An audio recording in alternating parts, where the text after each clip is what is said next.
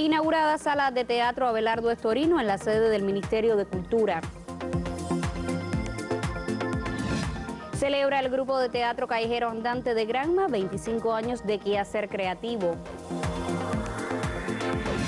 Y entregarán en la venidera Feria del Libro el Premio Nacional de Ciencias Sociales a la doctora Ana Cairo, con quien conversamos en esta emisión.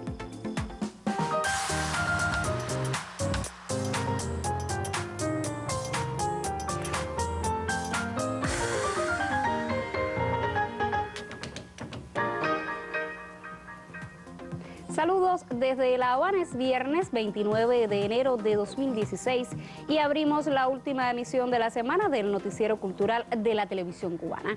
Hace apenas unos instantes quedó inaugurada en esta capital la sala de teatro Abelardo Estorino. El sitio, con capacidad para 80 personas, se rinde homenaje a este eminente dramaturgo cubano. Un nuevo espacio para la confluencia de estéticas y manifestaciones artísticas se inaugura hoy en el Ministerio de Cultura. En honor al dramaturgo Abelardo Estorino, abre sus puertas esta pequeña sala de teatro que lleva su nombre y ofrece funciones diversas para todo el que desee disfrutar de nuestro arte y conocer sus tendencias más recientes. El Ministerio de Cultura abre sus puertas a la comunidad, a los niños, a los jóvenes, a los ancianos, con una programación muy diversa que siempre será a las 6 de la tarde, días incluso entre semanas, de miércoles a domingo, y donde podremos encontrar espacios dedicados al jazz, a la música de cámara, al músico con su propio instrumento que quiera venir a descargar, a compartir con nosotros. Para la apertura esta tarde se presenta el monólogo del propio Estorino, Las penas saben nadar, interpretado por la actriz Lulu Piñera, y se inaugura la exposición Parecen carteles, alegórica a obras del mismo autor. El espectáculo, organizado entre el Ministerio de Cultura y la casa editorial Tablas al Arcos, estará a disposición del público este fin de semana. Es un escenario que esperemos podamos aprovechar en todas nuestras variantes y que también nos va a dar la posibilidad de estar al día intercambiando con el arte que se convierte hoy en referente, nuestra vanguardia artística, pero también con el arte joven. Sala Teatro Abelardo Estorino, un sitio para la promoción de nuestra cultura y sus exponentes. Con Isis Fontico Bajener, Noticiero Cultural. El grupo de teatro callejero andante cumple en este 2016 25 años de fundado. En ese contexto inició una jornada de presentaciones en la oriental provincia de Granma con la presentación de la obra El Barquero. La periodista Jacqueline Pérez nos pone al tanto. FIFA y Andante retornan al camino. Este año van en pos de su aniversario 25 y para celebrarlo inició ya en Granma una jornada que concluirá en diciembre venidero y mucho promete. Tendremos durante este año dedicado todas nuestras acciones al 25 aniversario del grupo. Vamos a hacer, dentro de otras cosas, importantes actividades comunitarias.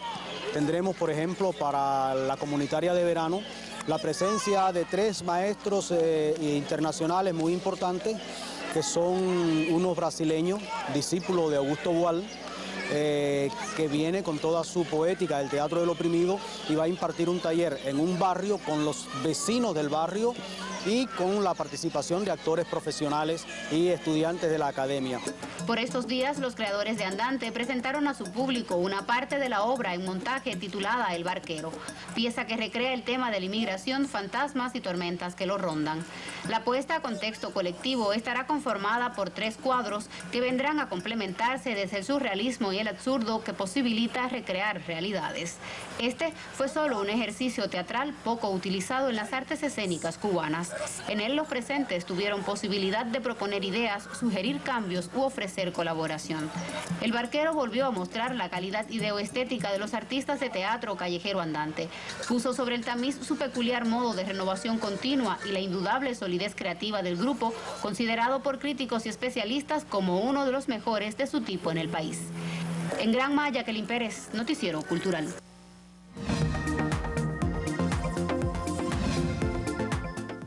Iniciamos nuestro recorrido por lo que publican las secciones culturales de otros medios de prensa. La revista cultural La Jiribilla dedica su edición de la semana al premio Casa de las Américas. Una decena de textos de varios autores ofrecen una mirada a la edición 57 de este prestigioso certamen que concluyó anoche con la entrega de los premios del 2016. En el apartado de cuento, el lauro recayó en la obra Ni una sola voz en el cielo de Ariel Urquiza de Argentina. En la categoría de ensayo de tema artístico literario, la obra destacada resultó De las cenizas al texto, Literaturas andinas de las disidencias sexuales en el siglo XX, de Diego Falconi Traves de Ecuador. En teatro resultó ganadora Si esto es una tragedia, yo soy una bicicleta, de la joven cubana Legna Rodríguez.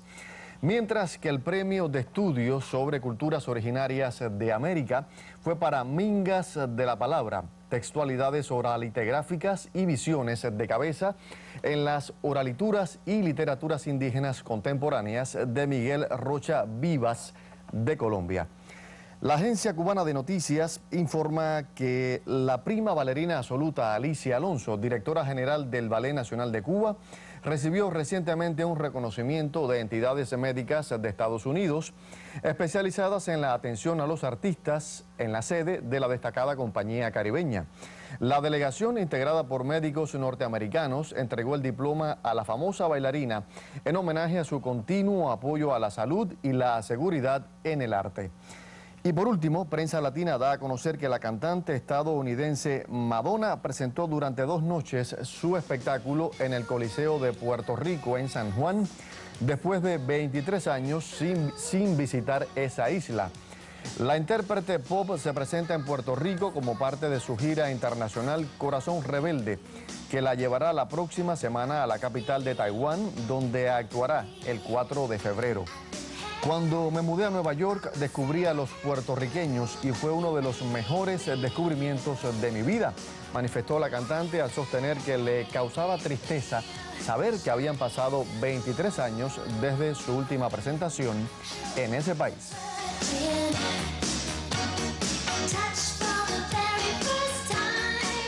Y así termina nuestra revista de prensa, Indira. Nos vemos el lunes. Buen fin de semana. Muchísimas gracias, Diver. También un excelente fin de semana para ti. Vamos a hacer una primera pausa. Al regreso, la periodista Magda Recic recibirá en nuestro estudio a la doctora Ana Cairo Ballester, recientemente reconocida con el Premio Nacional de Ciencias Sociales y Humanísticas 2015. Esto será en breve, usted no se vaya.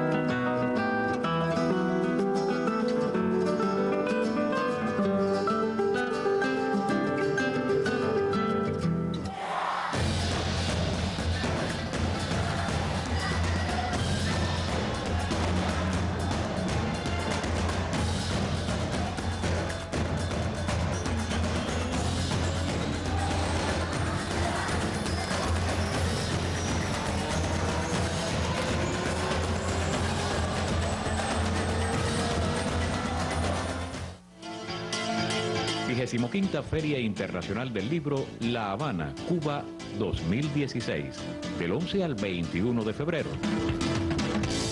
Invitado de honor, República Oriental del Uruguay, dedicada a los escritores Lina de Feria y Rogelio Martínez Purel. 25ª Feria Internacional del Libro La Habana, Cuba 2016.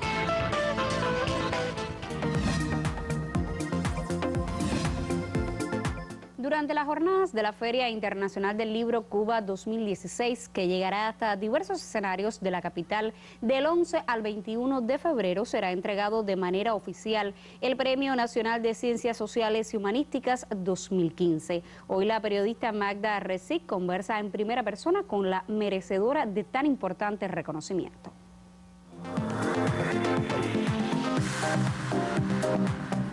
En primera persona recibimos hoy a una mujer que se caracteriza más que nada por su alta pasión por la historia de Cuba. Ella, desde su condición de profesora, investigadora, escritora y de mujer amante de esa búsqueda incansable de las tradiciones y los lazos históricos que nos representan, ha sido un exponente fiel de cuánto nos podemos consagrar a revisitar la historia del país. La doctora Ana Cairo ha recibido recientemente el Premio Nacional de Ciencias Sociales que le será concedido en la Feria Internacional del Libro de este año 2016. Y hoy está con nosotros en primera persona. Bienvenida, doctora, a nuestro programa. Muchas gracias. Y quisiera hablar un poco de esa mezcla que ha habido en su vida entre la pedagogía, la investigación y la escritura como una manifestación, diríamos, de todo su ser. Esos tres elementos, ¿de qué modo se han imbricado en su quehacer diario? Muchas gracias, Magda, por invitarme. En realidad, las tres opciones forman parte de lo que yo estudié. Yo estudié la carrera de Literaturas Hispánicas en la Universidad de La Habana y, por lo tanto, desde la literatura siempre convergen muchas cosas. Por lo tanto, cuando doy clases de literatura o de cultura cubana, tengo que aludir a los nexos históricos. Cuando escribo libros que involucran la problemática del movimiento intelectual cubano, pues también sale la historia, de modo tal que pudiéramos decir que las tres opciones forman parte de una sola. Por eso a mí me gusta y me gustaría insistir en la segunda parte de ese premio, que es las humanidades. O sea, yo soy una defensora de la concepción humanística de la sociedad, de la cultura, de cualquier cosa. Y creo que las humanidades permiten una integración coherente de todas las ciencias que confluyen en los seres humanos. Y eso es justamente lo que yo hago, escribir sobre seres humanos, específicamente la comunidad intelectual, escribir, hablar sobre personas que escriben y también enseñar a apreciar tanto la cultura como la literatura en específico. Pero eso no niega las relaciones que tiene la literatura, que son sanguíneas, con las otras artes. ¿Y por qué, doctora? ¿Por qué hacerlo? ¿Por qué hacerlo? ¿Por qué entregarse a las humanidades? ¿Por qué entregarse a la promoción de la historia de Cuba, de la vida y del mundo intelectual? ¿Por qué usted insiste tanto en eso? Bueno, porque eso es una disciplina como cualquier otra. Existe lo que se llama la historia intelectual, la historia de la cultura, la historia de la literatura, y eso es una opción. Por eso hablaba de lo que yo estudié. Yo estudié y me siento muy feliz de haberlo estudiado, el mundo literario. Y el mundo literario tiene sus reglas, tiene reglas que tienen que ver con los textos, tiene reglas que tienen que ver con quienes escriben los textos y tiene reglas que tienen que ver en qué coordenadas se escriben y actúan las personas. Y eso justamente te lleva a eso. Y cuando tú estudias en una excelente escuela de letras como estudié yo y tienes profesores que todos eran humanistas, pues tu mayor orgullo es tratar de emular con ellos, no siendo ellos, sencillamente siendo tú, pero emular con ellos en saberes, emular con ellos en modos de entender la cultura y la historia de la sociedad cubana. Ya, pero ahí me quería dirigir. Usted se distingue también por el magisterio y ha querido transmitir esos valores y esos hallazgos históricos e intelectuales siempre. Lo ha hecho a través de los medios de comunicación, lo ha hecho en sus publicaciones, lo ha hecho en la propia universidad. Y ahí venía, y hacia esa zona venía dirigido el porqué. ¿Por qué transmitir eso que usted ha ido hallando? Bueno, es que nadie escribe ni nadie investiga para uno mismo. Eso es falso. Eso se declara muchas veces, pero eso es falso. El que escribe, escribe para que alguien lo lea. El que investiga, investiga para que alguien comparta, ya a favor, ya en contra, esas ideas. Y todo eso tiene que ver con la docencia. Realmente yo llegué a la docencia casi que de manera casuística, no era el objetivo de mi vida, eran más bien las investigaciones y la escritura. Pero la docencia ayuda a organizar ideas y también es un deber social que uno tiene que retribuir. Yo creo que cada intelectual tiene que ayudar a formar nuevas personas, atendiendo a que hoy no se forman discípulos. Eso ya no existe. Usted forma, usted ayuda a que personas se formen a sí mismas.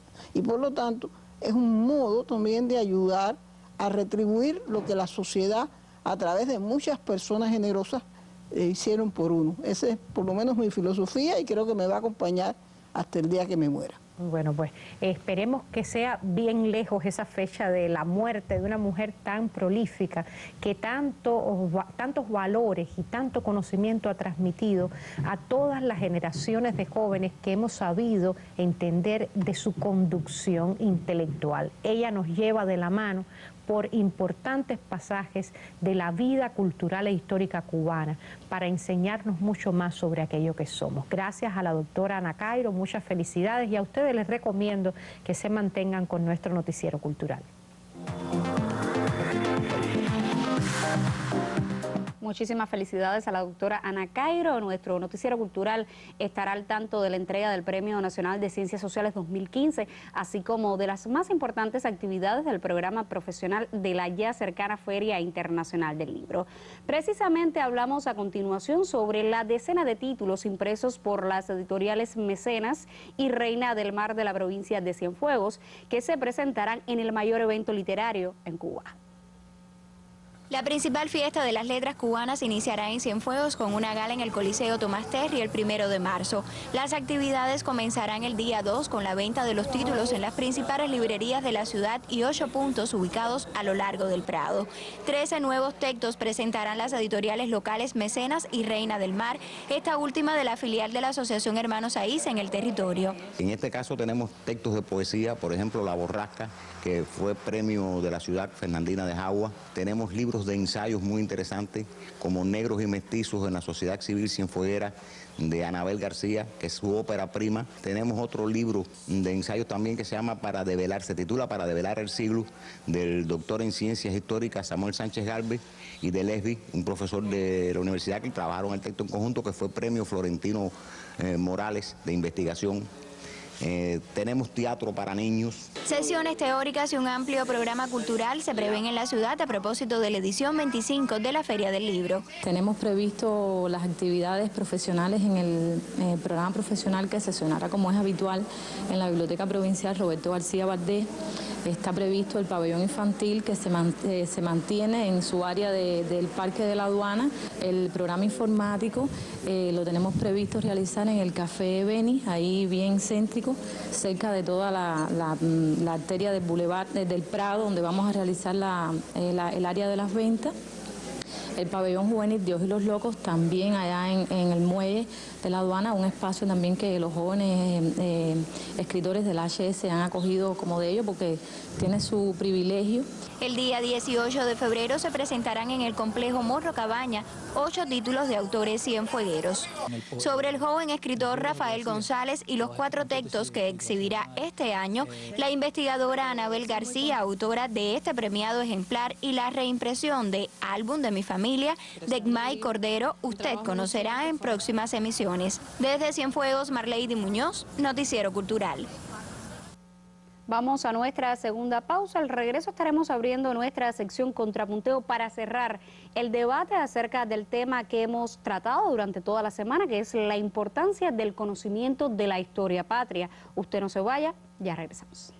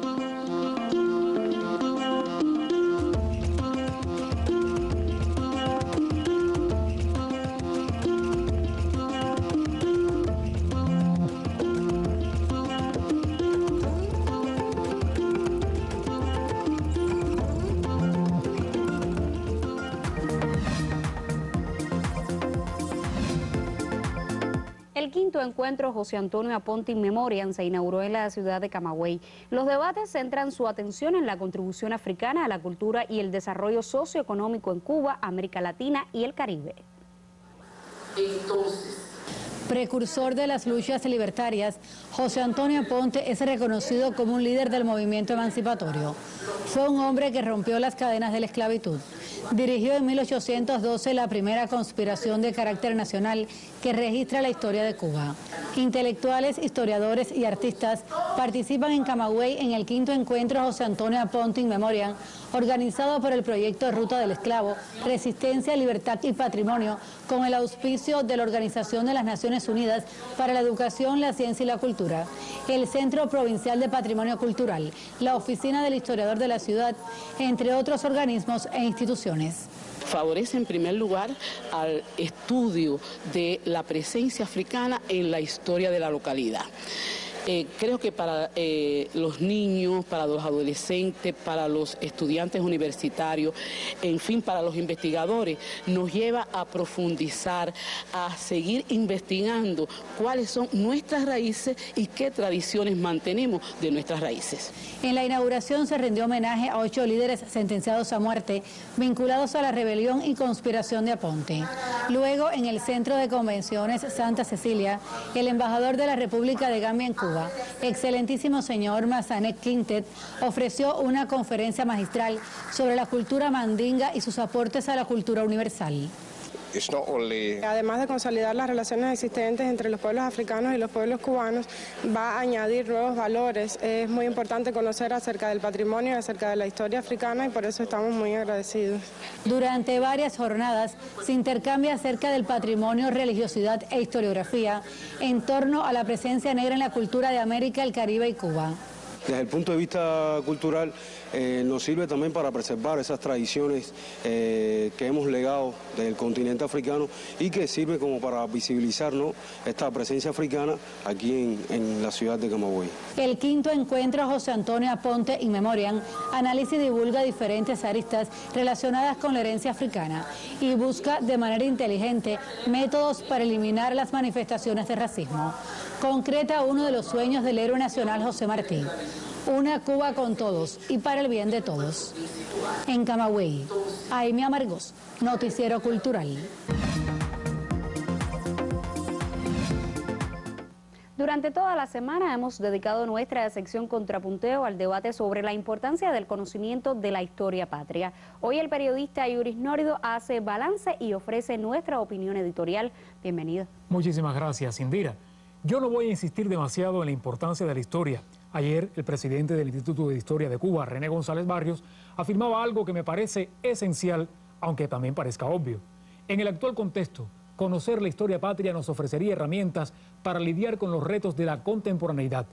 Pero, como afirmaba la periodista de Análisis Hernández, creo que en la enseñanza de esa materia tenemos ahora mismo deudas, sobre todo en los primeros años de vida, que son definitorios en la formación de un ciudadano. No voy a detenerme mucho en los programas de estudio de las enseñanzas primarias o secundarias, aunque creo que ameritan una revisión. Pero los programas por sí solos no garantizan mucho. Hace falta también que los profesores asuman la historia como una materia viva, que comprendan su importancia y que le impartan no como un aburrido ejercicio de memoria, sino como crónica interesante y entretenida, ligada a nuestro devenir cotidiano. Está claro que la historia nacional está estrechamente vinculada con la universal y al mismo tiempo se nutre de la historia de nuestras comunidades. Por eso es esencial, como nos dice en su mensaje el economista Gonzalo Rubio, el conocimiento del contexto geográfico. Y también es evidente que está la gran historia, la que aparece en los libros de texto, y están las pequeñas historias, que de alguna manera matizan y ofrecen notas de color. De eso nos hablaba Agustín Chávez.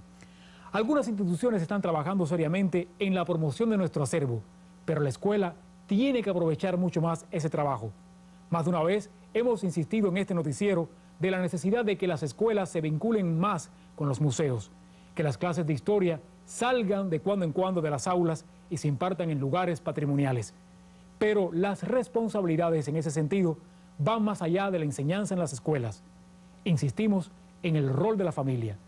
Lo ideal sería que los padres y abuelos inculcaran en los niños nociones elementales de la historia patria, desde los primeros años de vida.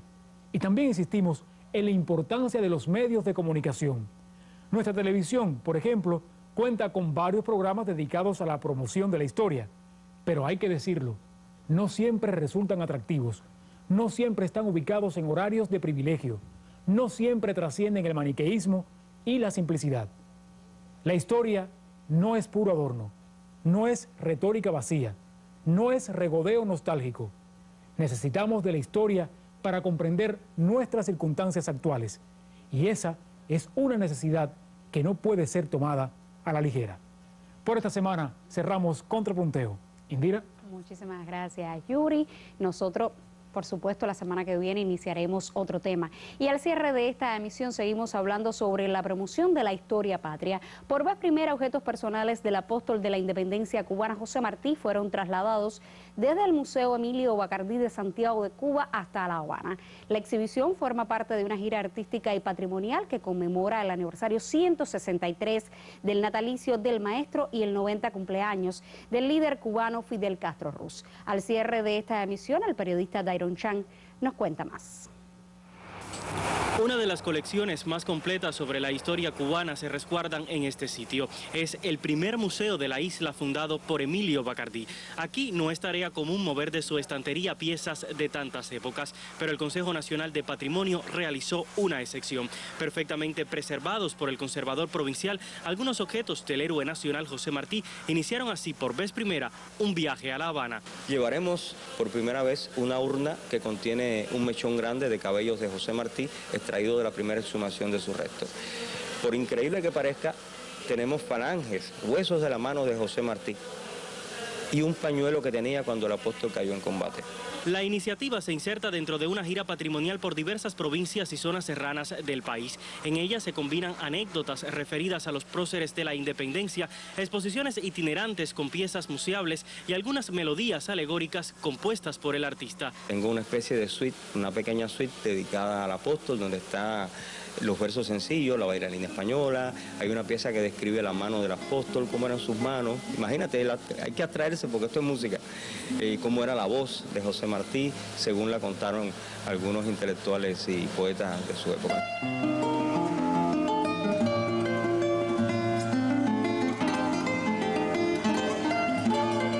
Todos esos matices custodian la exhibición que con extremo cuidado se trasladó a la Gran Logia de Cuba. Objetos personales y vivencias de José Martí que este 28 de enero serán expuestas por vez primera en la capital para confirmar al mundo la vigencia de un apóstol vivo.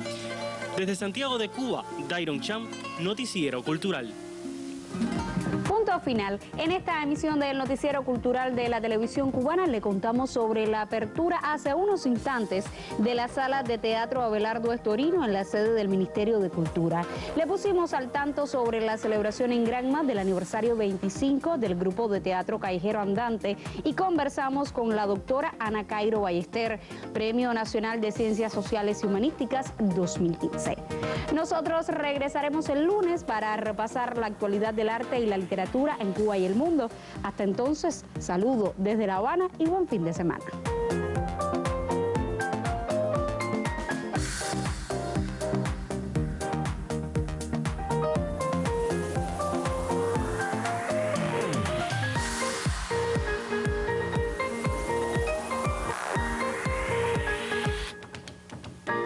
¿Qué es lo que sucede aquí? La compañía musical Habana presenta la comedia musical Todo Incluido. ¿Dónde está su manilla? Yo no tengo que tener. Los fines de semana del mes de febrero, con la dirección artística de Ricardo Isidrón. En el Teatro América. ¡Todo Incluido!